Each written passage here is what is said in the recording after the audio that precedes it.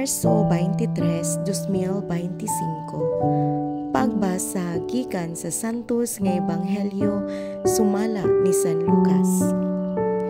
Niadtong higayuna may mga tao didto nga misugilon kang Hesus mahitungod sa mga taga Galilea nga gipamatay ni Pilato samtang naghalad sila ngadto sa Dios.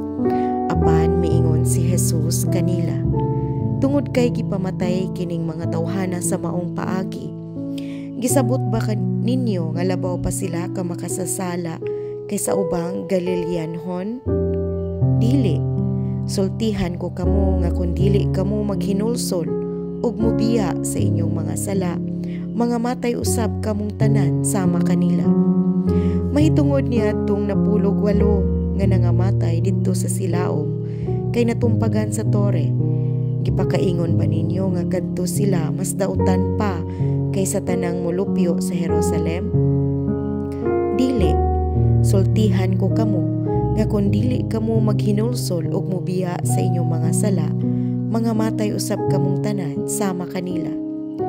Unya misulti sa Hesus kanila niining sambingaya. May usa ka tawo nga may kahoyng igera diha sa iyang parasan. Miadto siya aron pagpangita og bunga niini, apan wala siya'y nakaplagan. Busa miingon siya sa iyang hardinero, "Tan-awa ra, tulo na karon katuig nga nag-anhian ako dinhi aron pagpangitag bunga niining kahuya, apan wala gayud ako'y nakaplagan bisag usa. Busa putla kini kay nag-usik lamang sa katambok sa yuta."